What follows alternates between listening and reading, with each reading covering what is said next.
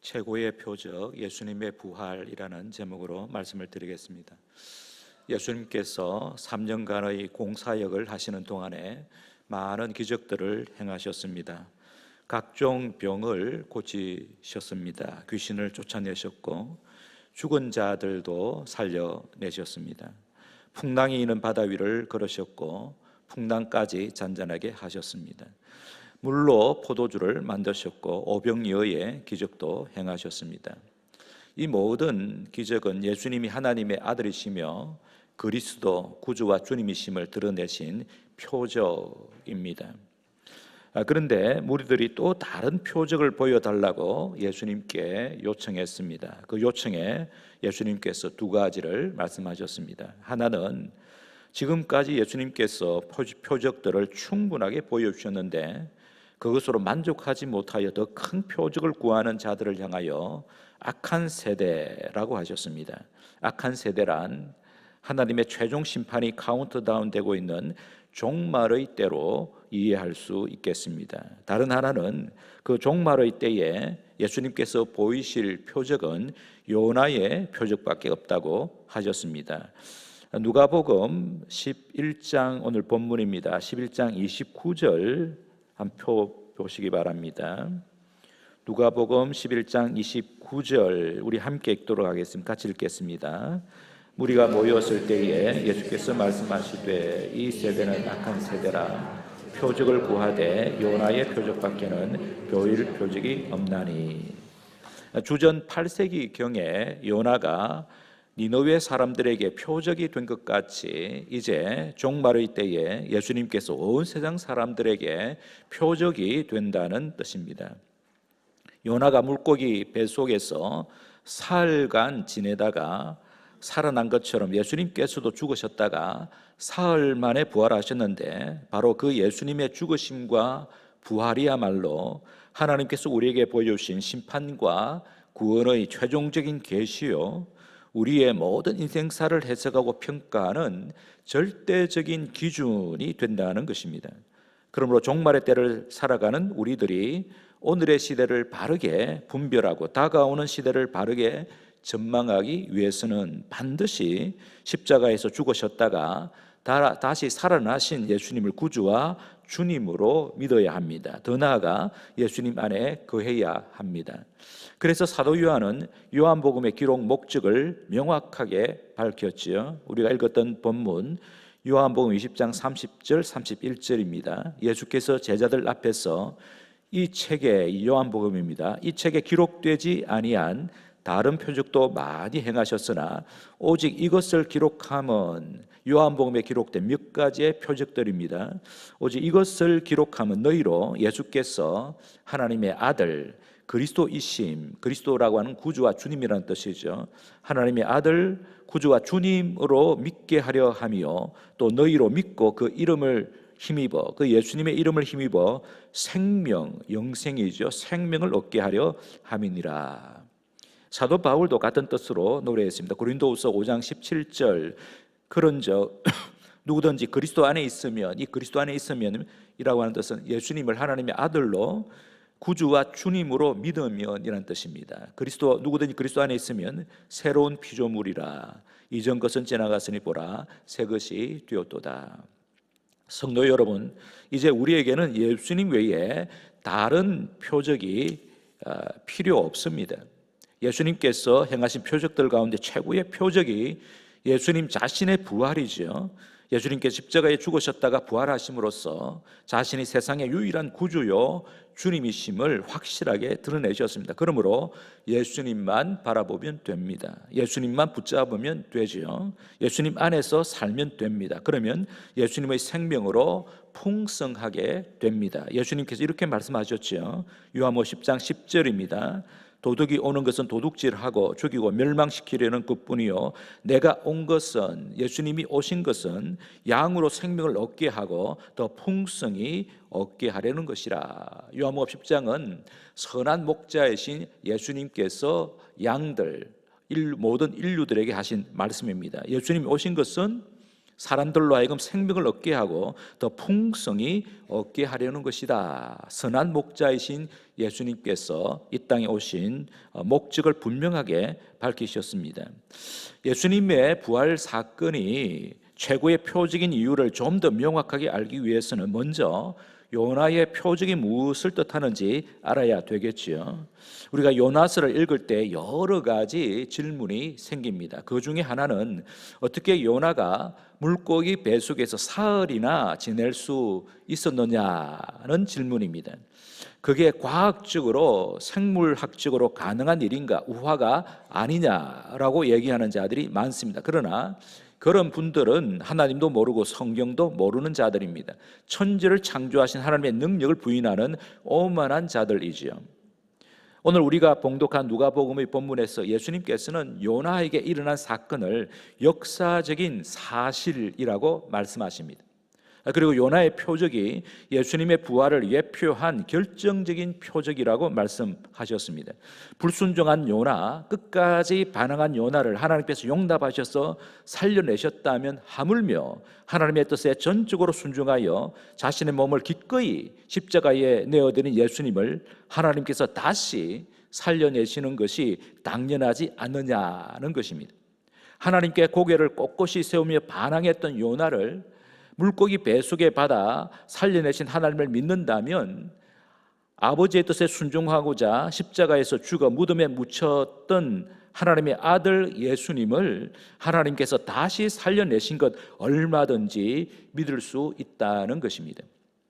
성도 여러분, 요나의 표적을 통하여 하나님께서 우리에게 주시는 영원한 약속이 있습니다. 우리가 진정으로 회개하면 하나님께서는 얼마든지 자신의 뜻을 돌이키신다는 것입니다. 요나는 물고기 배 속에서 하나님께 회개했습니다. 그 회개를 받으시고 요나를 살려내셨을 뿐만 아니라 니느웨 백성들에게 하나님의 임박한 심판을 외치는 선지자의 사명에 헌신하게 하셨습니다. 요나는 하나님의 말씀을 거역했던 자리에서 돌이켜 하나님의 말씀에 순종하는 자로 헌신하였습니다. 이것이 우리 하나님께서 기쁘게 받으시는 회개입니다. 요나의 전도를 듣고 니느웨 백성들도 진지하게 참회했습니다. 그랬더니 하나님께서 자신의 뜻을 돌이키셔서 니느웨 백성들에게 내리려고 하셨던 심판을 철회하셨습니다. 성도 여러분, 우리가 믿는 하나님은 약속을 반드시 지키시는 신실하신 하나님이십니다. 그러므로 이 시간 우리가 붙잡아야 할 하나님의 약속은 우리가 어떠한 죄를 범했다 해도 진지하게 참회하면 하나님께서 우리의 죄를 깨끗이 용서하시고 완전히 잊어버리신다는 것입니다. 그러므로 하나님께서 우리 인생들에게 우선적으로 바라시는 것은 죄를 회개하고 하나님께로 돌아가는 것입니다. 그런 우리를 하나님께서 아주 기뻐하셔서 죄를 용서하시고 재앙을 초래하실 뿐 아니라 복까지 넘치게 부어주십니다. 그러하기에 하나님보다 선하시고 아름다우신 분은 없습니다. 하나님께서는 우리의 유익을 위해서라면 얼마든지 뜻을 돌이키십니다. 이유는 우리를 너무나도 사랑하시기 때문입니다. 그래서 우리가 하나님을 생각하면 언제나 희망이 생깁니다. 성도 여러분, 하나님의 본심은 심판이 아니라 구원입니다. 저주가 아니라 복입니다. 멸망이 아니라 회복입니다. 재앙이 아니라 평강입니다. 요나서의 첫 독자는 이방인이 아니라 이스라엘 백성들이었습니다. 요나서를 요나가 썼다면 그 조작의 목적이 분명하지요. 자신이 아름답게 변화되었을 뿐만 아니라 이방의 니느웨 백성들까지 아름답게 변화되었듯이 자기 백성인 이스라엘도 아름답게 변화되기를 자기 자신은 물론 하나님께서 간절히 바라고 계신다는 것을 증언한 책입니다. 요나는 자신이 경험한 것을 기록으로 남겨서 당대 이스라엘 백성들에게 하나님의 열망을 전한 것이죠. 하나님께서 자신과 니느웨 백성들의 아름다운 변화를 보시고 재앙을 철회하셨다. 그러므로 하나님께로 돌아가자. 그것만이 우리가 살 길이다. 이스라엘의 왕 여로보암 2세가 펼치는 세속적인 정치에 희망을 걸지 말고 하나님께서 세우시길 원하시는 하나님의 나라를 기대하자. 그러기 위해서 니느웨 백성들처럼 우리도 회개하고 다시 거룩한 백성이 되도록 함께 헌신하자. 이것이 우리를 향하신 하나님의 열망이다라는 메시지를 요나서가 담고 있습니다. 그러나 요나서의 목적이 당대의 이스라엘 백성들의 아름다운 변화만을 촉구한 것이 아니죠. 성경은 오고 오는 모든 시대의 사람들에게 하나님의 변함없는 열망을 보여주는 영원한 말씀입니다. 그러므로 요나서의 현재 독자들인 우리들에게도 동일한 메시지를 줍니다. 예수님께서 말씀하셨지요. 오늘 본문 누가복음 11장 32절입니다. 심판 때에 니느웨 사람들이 일어나 이 세대 사람을 정죄하리니 이는 그들이 요나의 전도를 듣고 회개하였음이거니와 요나보다 더 큰 이가 여기 있느니라. 요나의 말을 듣고도 니느웨 백성들이 저렇게 회개했는데 요나보다 더 큰 예수 그리스도의 말씀을 듣고도 회개하지 않으면 하나님의 심판을 피할 수 없다는 뜻입니다. 그래서 니느웨 백성들의 회개는 종말에 회개하지 않는 백성들을 향한 하나님의 엄중한 심판의 합당한 근거가 됩니다. 성도 여러분, 우리가 요나처럼 하나님께 불순종하였을지라도 우리를 살리시기 위하여 죽으시고 부활하신 예수님을 구주와 주님으로 믿고 회개할 때에 하나님께서는 반드시 우리를 살리시고 회복하십니다. 회복된 우리로 하여금 하나님께서 부여하신 거룩한 사명에 다시 뛰어들도록 하늘의 능력을 부여하십니다. 이것이 요나의 표적보다 더 큰 표적인 예수님의 부활을 통하여 하나님께서 우리에게 주신 영원한 약속입니다.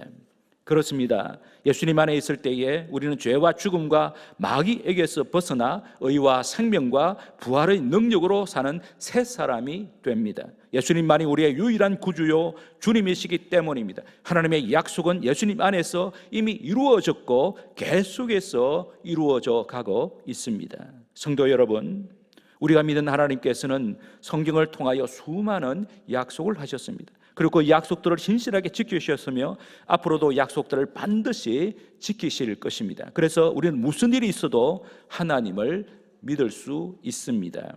그러면 예수님을 구주와 주님으로 믿으면 부활의 생명과 능력으로 살게 하시겠다는 하나님의 약속을 믿는 우리에게 우선적으로 필요한 것이 무엇일까요? 적어도 세 가지를 결단하고 실천해야 하겠습니다. 첫째는 하나님을 향한 우리의 불순종을 회개해야 합니다.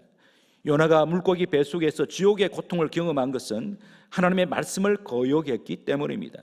그런데 거기서 죽지 않고 살아나왔습니다. 나와서는 마지못해 하나님의 말씀에 순종했습니다. 그래서도 니느웨 백성들의 거국적인 회개를 불러일으켰습니다. 그리고 그는 역사의 무대에 사라졌습니다.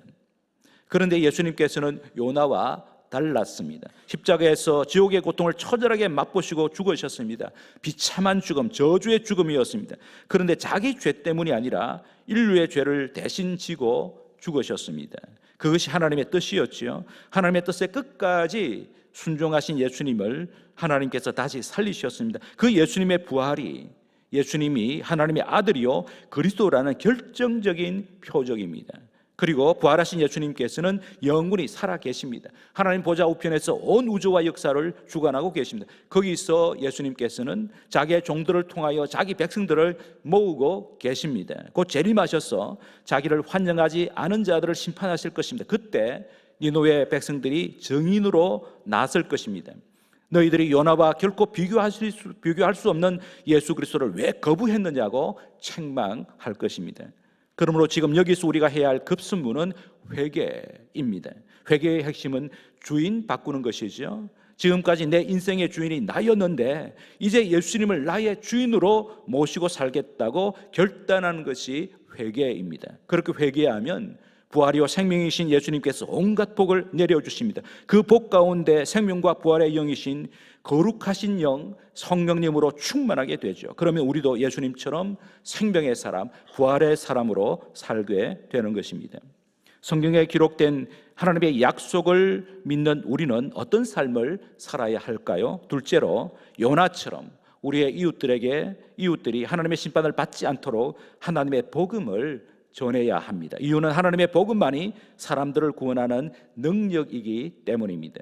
복음을 듣고도 더 완악해지는 자들이 있는데 그들은 최후 심판의 날에 그 어떤 변명도 할 수 없을 것입니다. 니느웨 백성들이 그들을 정죄할 것이기 때문입니다. 하지만 우리가 복음을 전하면 우리가 기대한 것보다도 훨씬 더 아름다운 변화들을 많이 경험하게 될 것입니다. 이유는 하나님께서 사람들의 아름다운 변화를 열망하고 계실 뿐 아니라 그들을 변화시키기 위하여 신령한 은혜를 풍성하게 부어주고 계시기 때문입니다. 그 확실한 증거가 구약 시대에는 니느웨 백성들의 거국적인 회개이고, 신약 시대에는 초대교회의 확산과 오늘날의 세계 선교 상황입니다.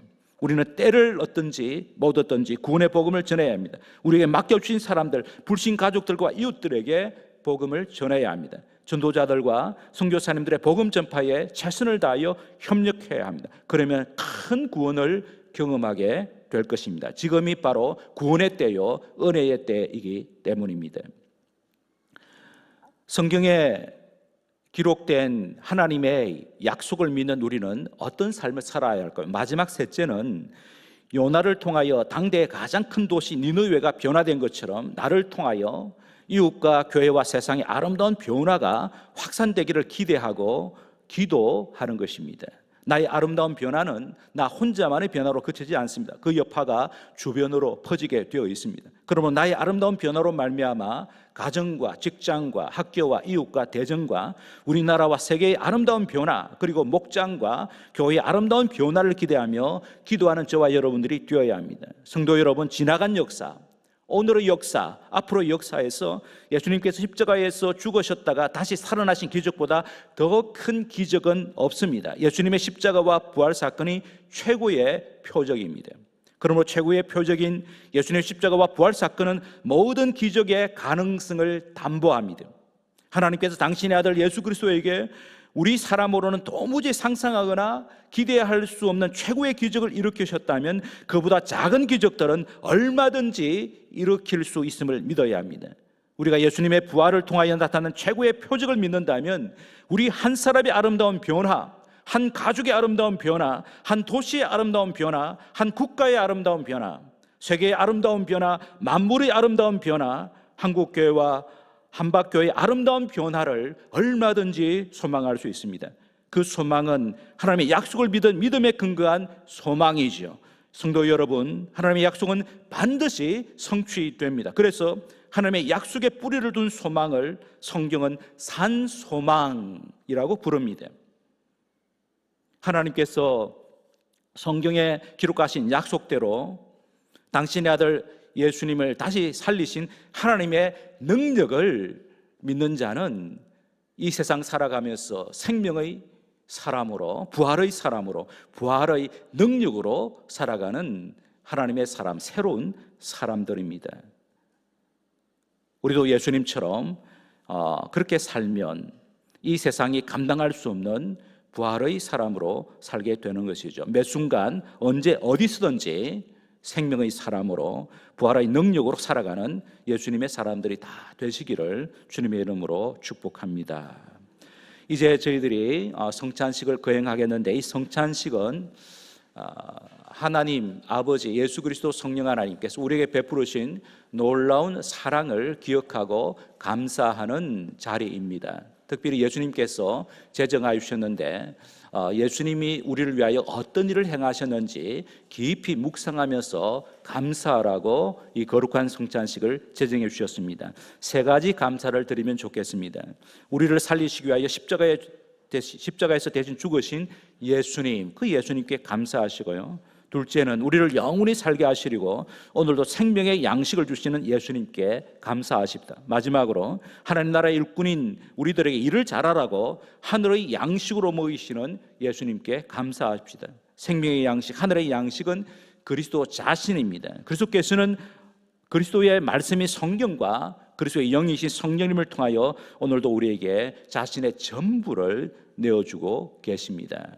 바로 이 성찬식, 떡을 먹고 포도주를 마시면서 우리는 예수님을 먹고 마시는 것입니다.